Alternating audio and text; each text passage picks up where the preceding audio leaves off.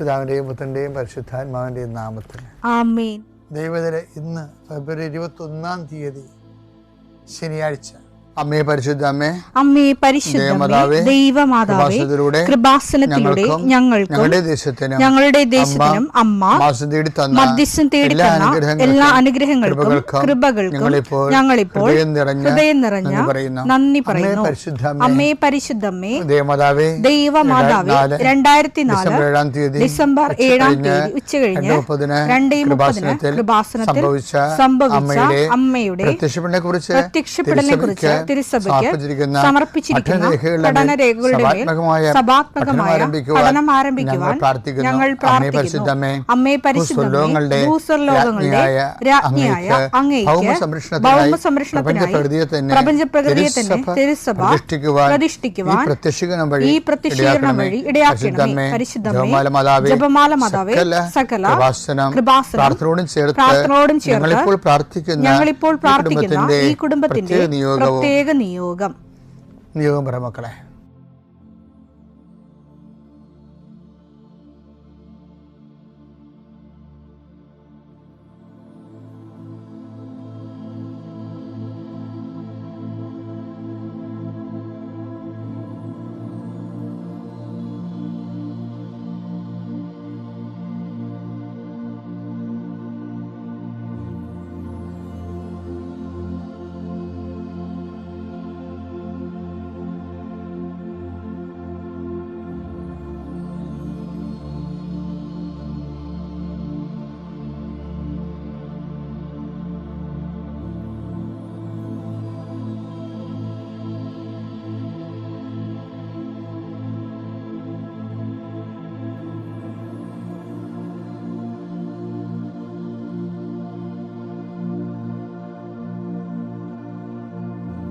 അമ്മയുടെ പ്രത്യക്ഷീകരണത്തിന്റെ ഈ അനുഗ്രഹവേളയിൽ ഞങ്ങൾക്ക് സാധിച്ചു തരുവാൻ കനിയണമേ. ആമേൻ. വിശ്വാസ പ്രമാണം. സർവശക്തനായ പിതാവും ആകാശത്തിന്റെയും ഭൂമിയുടെയും സൃഷ്ടാവുമായ ദൈവത്തിൽ ഞാൻ വിശ്വസിക്കുന്നു. അവിടുത്തെ ഏകപുത്രനും ഞങ്ങളുടെ കർത്താവുമായ ഈശോ മിശിഹായിലും ഞാൻ വിശ്വസിക്കുന്നു. ഈ പുത്രൻ പരിശുദ്ധാത്മാവിനാൽ ഗർഭസ്ഥനായി കന്യകാമറിയത്തിൽ നിന്ന് പിറന്ന് പൊന്തിയോസ് പീലാത്തോസിന്റെ കാലത്ത് പീഡകൾ സഹിച്ച് കുരിശിൽ തറയ്ക്കപ്പെട്ട് മരിച്ച് അടക്കപ്പെട്ട് പാതാളങ്ങളിൽ ഇറങ്ങി മരിച്ചവരുടെ ഇടയിൽ നിന്ന് 3-ാം നാൾ ഉയർത്ത് സ്വർഗത്തിലേക്ക് എഴുന്നള്ളി സർവശക്തിയുള്ള പിതാവായ ദൈവത്തിന്റെ വലതുഭാഗത്തിരിക്കുന്നു. അവിടെ നിന്ന് ജീവിക്കുന്നവരെയും മരിച്ചവരെയും വിധിക്കുവാൻ വരുമെന്നും ഞാൻ വിശ്വസിക്കുന്നു. പരിശുദ്ധാത്മാവിലും ഞാൻ വിശ്വസിക്കുന്നു. വിശുദ്ധ കത്തോലിക്കാ സഭയിലും പുണ്യവാന്മാരുടെ ഐക്യത്തിലും പാപങ്ങളുടെ മോചനത്തിലും ശരീരത്തിന്റെ ഉയർപ്പിലും നിത്യമായ ജീവിതത്തിലും ഞാൻ വിശ്വസിക്കുന്നു. ആമേൻ. സ്വർഗ്ഗസ്ഥനായ ഞങ്ങളുടെ പിതാവേ, അങ്ങയുടെ നാമം പൂജിതമാകണമേ. അങ്ങയുടെ രാജ്യം വരണമേ. അങ്ങയുടെ തിരുമനസ് സ്വർഗത്തിലെ പോലെ ഭൂമിയിലും ആകണമേ. അന്നു വേണ്ടുന്ന ആഹാരം ഇന്ന് ഞങ്ങൾക്ക് തരണമേ. ഞങ്ങളോട് തെറ്റ് ചെയ്യുന്നവരോട് ഞങ്ങൾ ക്ഷമിക്കുന്നത് പോലെ ഞങ്ങളുടെ തെറ്റുകൾ ഞങ്ങളോടും ക്ഷമിക്കണമേ. ഞങ്ങളെ പ്രലോഭനത്തിൽ ഉൾപ്പെടുത്തരുതേ, തിന്മയിൽ ഞങ്ങൾ രക്ഷിക്കണമേ. ആമേൻ. നന്മ നിറഞ്ഞ മറിയമേ, സ്വസ്തി. കർത്താവ് അങ്ങയുടെ കൂടെ സ്ത്രീകളിൽ അങ്ങ് അനുഗ്രഹിക്കപ്പെട്ടവളാകുന്നു. അങ്ങയുടെ ഉദരത്തിൻ ഫലമായി ഈശോ അനുഗ്രഹിക്കപ്പെട്ടവനാകുന്നു. പരിശുദ്ധ മറിയമേ, തമ്പുരാന്റെ അമ്മേ, പാപികളായ ഞങ്ങൾക്ക് വേണ്ടി ഇപ്പോഴും ഞങ്ങളുടെ മരണസമയത്തും തമ്പുരാനോട് അപേക്ഷിക്കണമേ. ആമേൻ. എൻ്റെ കർത്താവിൻ്റെ ഉന്നതമായ നാമത്തിൽ സഭയുടെ അധികാരത്തിൽ കുരിശിൻ്റെ അടയാളത്തിൽ ദൈവത്തിൻ്റെ ശക്തിയാൽ ഞാൻ മക്കളെ ഈശോ നാമത്തെ ആശീർവദിക്കുന്നു. നിങ്ങളുടെ ഇന്നത്തെ ദിവസത്തെ യാത്രയെ ആശീർവദിക്കുന്നു. നിങ്ങളുടെ സംസാരങ്ങളെ ആശീർവദിക്കുന്നു. നിങ്ങൾ എഴുതി കൊടുക്കുന്ന വിഷയങ്ങളെ ആശീർവദിക്കുന്നു. നിങ്ങൾ വഹിച്ചുകൊണ്ട് പോകുന്ന മൊബൈല്, അതിലൂടെ നിങ്ങൾ സംസാരിക്കാൻ പോകുന്നത്, നിങ്ങൾ കേൾക്കുന്ന സംസാരങ്ങൾ, കൊടുക്കേണ്ട മറുപടികൾ എല്ലാം ആശീർവദിക്കുന്നു. നിങ്ങൾ കൈമാറുന്ന രേഖകൾ, വാങ്ങിക്കുന്ന രേഖകൾ, കാത്തിരിക്കുന്ന രേഖകൾ, നിങ്ങൾ പ്രതീക്ഷിക്കുന്ന ഡേറ്റുകൾ കർത്താവിൻ്റെ നാമത്തിൽ ആശീർവദിക്കുന്നു.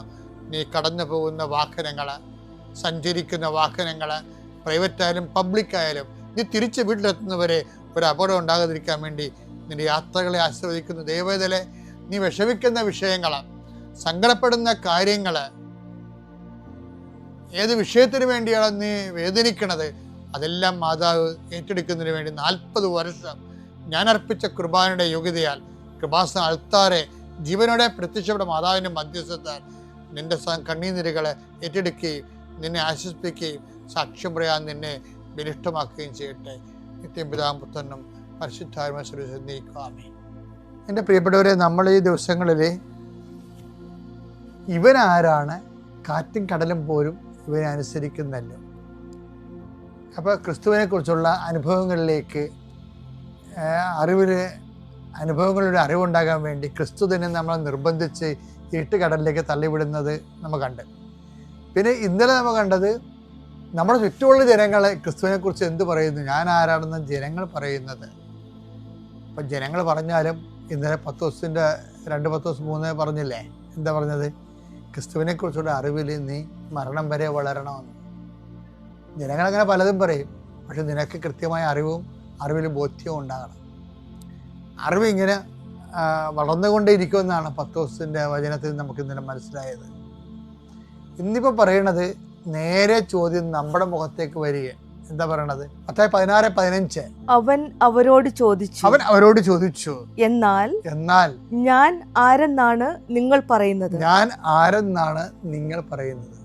ഇത് നമ്മൾ മരണം വരെ ഓരോ ദിവസവും ഇന്നലെ കണ്ടതുപോലെ, അതായത് ഞാൻ അപ്പൊ 10 ദിവസം ഒരു ഉത്തരം പറയും, നീ ജീവനുള്ള ദൈവത്തിന്റെ പുത്രനായ ക്രിസ്തുവാണ്. അപ്പൊ 10 ദിവസം പറയണത് നീ ജീവനുള്ള ദൈവത്തിന്റെ പുത്രനായ ക്രിസ്തുവാണ്. പക്ഷെ അത് 10 ദിവസത്തിൻ്റെതായിട്ട് ഈശോ അത് അംഗീകരിക്കണില്ല. ഈശോ പറയണ്ട, എന്റെ പിതാവാണ് നിനക്ക് ഇത് വെളിപ്പെടുത്തി തന്നത്. അതാണ് 10 ദിവസത്തിന്റെ ആയിട്ട് ഈശോ അത് അംഗീകരിക്കണില്ല. ഈശോ പറഞ്ഞ എന്താണ്? ഇപ്പൊ നീ ജീവനുള്ള ദൈവത്തിന്റെ പുത്രനായ ക്രിസ്തുവാണെന്നൊക്കെ പറയുമ്പോഴും 10 ദിവസം പറയും അത് വെളിപാടാണ്, എനിക്ക് നീയാണ് ഈ അപ്പോസ്തലന്മാരുടെ കൂട്ടത്തിൽ അധികാര സ്ഥാനം തരേണ്ട ആളെന്ന് എനിക്ക് മനസ്സിലായി. അത് ഈശോയ്ക്ക് ഒരു ചെറിയ കൺഫ്യൂഷൻ ഉണ്ടായിരുന്നു. 12 അണ്ണന്മാരുണ്ടല്ലോ, 12 അണ്ണന്മാർ വന്നിട്ട് ഇവരിൽ സീനിയർ ഒക്കെ പറഞ്ഞു കഴിഞ്ഞാൽ അന്ത്രയോസിനാണ് താക്കോൽ കൊടുക്കേണ്ടത്. അന്ത്രയോസാണ് ആദ്യം വന്ന കക്ഷി. അന്ത്രോസ് പോയി 10 ദിവസം വിളിച്ചോണ്ട് വരികയാണ്. 10 ദിവസം വിളിച്ചോണ്ട് വന്നതിന് ഇപ്പൊ താക്കോൽ കൊടുക്കേണ്ട അവസ്ഥ വന്നിരിക്കുകയാണ്. അതെന്തും ആയിക്കോട്ടെ. പക്ഷേ വിദ്യാഭ്യാസവും കുറച്ച് വിവരവും കൊണ്ടൊക്കെ ഉള്ളത് യോഹന്നാനെയാണ്. അടിപൊളി സുവിശേഷമല്ലേ, കണ്ടില്ലേ? 2000 കൊല്ലം കഴിഞ്ഞിട്ടും വായിച്ചു പിന്നെയും ആഴങ്ങളിലേക്ക് പോവുകയാണ് യോഹന്നാൻ. അപ്പം അറിവ് ഇപ്പം ഇന്നത്തെ രീതിയാണെങ്കിലൊക്കെ അറിവ് നോക്കാനാണെങ്കിൽ യോഹന്നാനെയാണ് ശരിക്കും പറഞ്ഞാൽ താക്കോൽസ്ഥാനം കൊടുക്കേണ്ടത്. പക്ഷെ ഈശോ പറഞ്ഞ് താക്കോൽ സ്ഥാനം തരേണ്ടത് അധികാരം അപ്പനാണ് തീരുമാനിക്കണമെന്ന് പറഞ്ഞു. അത് ഈശോയുടെ ഒരു നിലപാടാണത്. ഞാനല്ല, നിനക്ക് പണ്ട് സബദി പുത്രന്മാരോടും പറയുമ്പോൾ എന്താ പറയണത്? ഞാനല്ല, എൻ്റെ ഇടത്തോ വലത്തോ ഇരിക്കുന്നത് ആരാണെന്ന് തീരുമാനിക്കുന്നത് അപ്പനാണെന്ന് പറയും, പിതാവായ ദൈവമാണെന്ന് പറയും. അത് തന്നെ ഇപ്പോഴും പറഞ്ഞിരിക്കണത്. അപ്പയോട് ചോദിക്കണം, അപ്പ ഇതിൽ ആരാണ് 12 പേരിൽ ഒന്നാമൻ ആരാണെന്ന് ചോദിക്കും. എന്താണ് അതറിയാൻ വേണ്ടിയാണ് ഈശോ ചോദ്യം എടുത്തത്. അതായത് അധികാരം വരണത് ഈശോയെക്കുറിച്ചുള്ള അറിവിലൂടെയാണ് വരണത്. പക്ഷെ ഈ അറിവെന്ന് പറയണത് പുസ്തകം വായിച്ച ഗവേഷണം നടത്തുന്ന അറിവല്ല, അഭിഷേക വിധി പ്രകാരമുള്ള അറിവുണ്ട്. പുസ്തകം വായിക്കുന്നതും ഗവേഷണം നടത്തുന്ന അറിവ് തന്നെയാണത്, ബേസ്മെൻ്റാണ്. പക്ഷെ അതുകൊണ്ട് കൊടുക്കാൻ പറ്റത്തില്ല, വായിച്ചാൽ മനസ്സിലാക്കിയിരിക്കാന്നേ ഉള്ളൂ. മറ്റേ അഭിഷേക വിധി പ്രകാരം അറിവെന്ന് പറഞ്ഞു കഴിഞ്ഞാൽ അവന് ഈ ചൂട് പൊട്ടറ്റോ കിട്ടിയ പോലെയാണ്. അത് കൈ വെച്ചുകൊണ്ടിരിക്കാൻ പറ്റത്തില്ല, അവൻ അപ്പത്തിന് ആർക്കും കൊടുക്കും. അതുപോലെ കൈമാറ്റം ചെയ്യും. അതാണ് ഈ ലൈബ്രറി നോളജിൻ്റെ പ്രശ്നം, കൈമാറ്റം ചെയ്യാൻ പാടായിരിക്കും. അവനത് ആർജിച്ചെടുക്കണതല്ലേ. മറ്റത് പിതാവ് നൽകണതാണ്. പിതാവ് നൽകുന്നത് കാണുമ്പോൾ അത് അഭിഷേക വിധി പ്രകാരമാണ്, അത് കൈമാറ്റം ചെയ്യാൻ പറ്റും. കൈമാറ്റം ചെയ്യാൻ വേണ്ടിയാണ് കൊടുക്കുന്നത്. അപ്പം അതുകൊണ്ട് അങ്ങനെ ഒരു അറിവുണ്ട്. നമ്മുടെ ലോകത്തിൻ്റെ ജ്ഞാനമാർഗങ്ങളിലൂടെ അറിവ് സമ്പാദിക്കുമ്പോഴും ഈ അഭിഷേക അറിവിന് വേണ്ടി തീഷ്ണമായിട്ട് പ്രാർത്ഥിക്കണം. അതായത് ക്രിസ്തു എല്ലാവർക്കും എല്ലാമാണെന്ന് പറഞ്ഞൊരു വചനമുണ്ട്. അപ്പോൾ ക്രിസ്തു എല്ലാവർക്കും എല്ലാമാണ്. കൊളോസ്യസ് 3:11 ഇവിടെ ഗ്രീക്കുകാരനെന്നോ യഹൂദനെന്നോ പരിച്ഛേദനെന്നോ അപരിച്ഛേദനെന്നോ അപരിഷ്കൃതനെന്നോ സിഥിയനെന്നോ അടിമയെന്നോ സ്വതന്ത്രനെന്നോ വ്യത്യാസമില്ല. പിന്നെയോ ക്രിസ്തു എല്ലാമാണ്, എല്ലാവരിലുമാണ്. ക്രിസ്തു എല്ലാമാണ്, എല്ലാവരിലുമാണ്. എന്ന് വെച്ച് കഴിഞ്ഞാല് ക്രിസ്തുവില് ഒരു മനുഷ്യന് ആവശ്യമായ എല്ലാം ഉണ്ട്. പിന്നെ എന്താണ്, എല്ലാത്തരം മനുഷ്യരും ക്രിസ്തു സംരംഭനാണെന്നുള്ളതാണ്. അപ്രോച്ചബിളാണ്, അപ്രിഹെൻഡഡ് ആണ്. അപ്പം ക്രിസ്തുവിനെ കുറിച്ചുള്ള ഈ പ്രാതിഭാസിക ജ്ഞാനമില്ലേ, അതിൻ്റെ ആ പ്രക്രിയകളോട് തന്നെ ഇങ്ങനെ ഗ്രോത്ത് ചെയ്തുകൊണ്ടേയിരിക്കും. അപ്പോൾ ഓരോരുത്തർക്കും ഉള്ള അവരുടെ കപ്പാസിറ്റി അനുസരിച്ചാണ്, കഴിവനുസരിച്ചാണ്. അവിടെ നിന്ന് ഓരോരുത്തർക്കും തൻ്റെ കഴിവനുസരിച്ചെന്നല്ലേ കർത്താവ് പറയണത്. മത്തായി 25:15 അവൻ ഓരോരുത്തന്റെയും കഴിവനുസരിച്ച് ഒരുവന് 5 താലന്തും മറ്റൊരുവന് 2 വേറൊരുവന് 1 കൊടുത്ത ശേഷം യാത്ര പുറപ്പെട്ടു. അപ്പൊ ഈ നമുക്ക് ദൈവം നൽകുന്ന മോഡ് ഓഫ് ഗിവിങ് അങ്ങനെയാണ്. ക്രിസ്തുവിനെ കുറിച്ചുള്ള അറിവ് ഇതുപോലെയാണ്. അവനവൻ്റെ കഴിവനുസരിച്ചാണ്. അവൻ്റെ കഴിവെന്ന് പറയുന്നത് എന്താണ്? അവനവൻ്റെ ദൈവസ്നേഹം, അവനവൻ്റെ വിശ്വാസം, അവനവൻ്റെ പ്രത്യാശ, അവനവൻ്റെ സാക്ഷ്യ ജീവിതം, അവനവൻ്റെ കൈമാറ്റ പ്രവേഗം. കർത്താവിന് കൈമാറണം എന്നുള്ള പ്രവേഗമുള്ളവനാണ്, അതിൻ്റെ ആണ് കഴിവെന്ന് പറയുന്നത്. അതനുസരിച്ച് അവൻ കർത്താവിന് അഭിഷേകം കിട്ടിക്കൊണ്ടിരിക്കും. അപ്പം ഞാനാരാണെന്നാണ് നിങ്ങൾ പറയുന്നതെന്ന് ചോദിച്ചു കഴിഞ്ഞാൽ, നമ്മൾക്ക് ഇന്ന് പറയണതായിരിക്കും നാളെ പറയണത്. ഇന്ന് ക്രിസ്തുവിനെ കുറിച്ച് നിൻ്റെ അനുഭവം ആയിരിക്കത്തില്ല അടുത്ത കൊല്ലം ഈ നാളിലുള്ള അനുഭവം. നിൻ്റെ അനുഭവങ്ങൾ ഒന്ന് തന്നെയാണെങ്കിൽ നീ ഒരു പോക്കീസ്, സംശയമില്ല. ദൈവം പഠിപ്പിക്കാത്ത വ്യക്തി ശമയോൻ മാംസമോ രക്തമോ അല്ല, എൻ്റെ സുഹൃത്തനായ പിതാവാണെന്ന് എന്നെ വെളിപ്പെടുത്തിയെന്ന് പറഞ്ഞില്ലേ. അപ്പോഴ് ശമയോനോടത് പറഞ്ഞെങ്കിലേ അവൻ്റെ അറിവിനെ അടിസ്ഥാനപ്പെടുത്തിയാണ് പറയണത്. അത് കാലത്തിനൊപ്പം കർത്താവിനെ കുറിച്ചുള്ള അറിവ് അനുഭവവും വളർന്നുകൊണ്ടേയിരിക്കണം.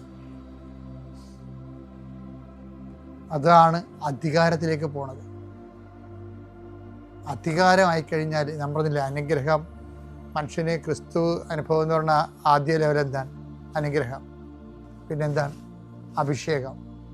അഭിഷേകം കഴിഞ്ഞ അധികാരം.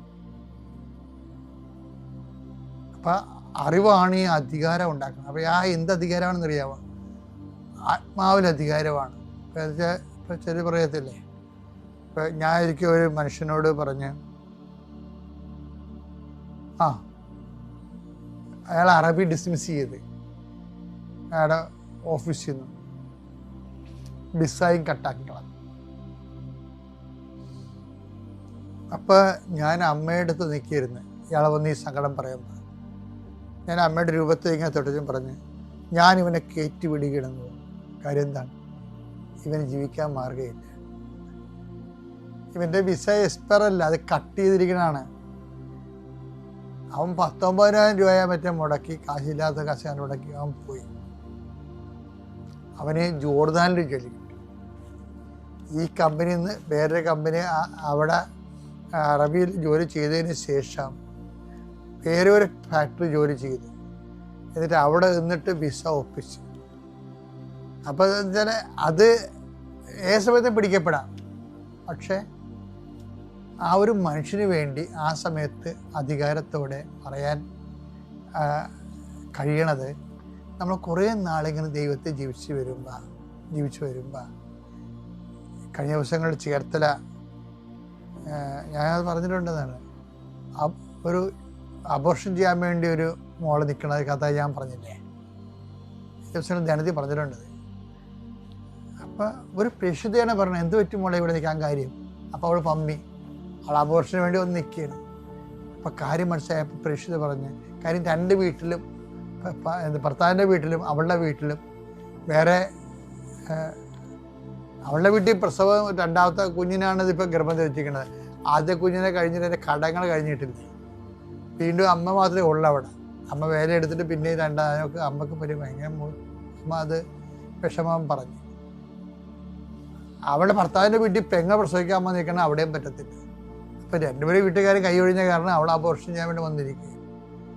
അപ്പോഴൊരു പ്രേക്ഷിത കണ്ടുപിടിക്കണം അവളുടെ പരിഗണന കണ്ടപ്പോൾ നീ എന്തിനാ വന്നെന്ന് ചോദിച്ചു. ഒരു പരിചയമില്ല, വിലകാരെ ചോദിച്ചതാണ്. അതാണ് അധികാരം എന്ന് പറയണത്. പറഞ്ഞ് ഇതാണ് അവസ്ഥ, നീ എൻ്റെ കൂടെ പോര്. ആ പ്രസവത്തിൻ്റെ കാര്യം ഞാൻ ഏറ്റത്, പക്ഷെ കുഞ്ഞിനെ കൊല്ലാൻ പറ്റത്തില്ല.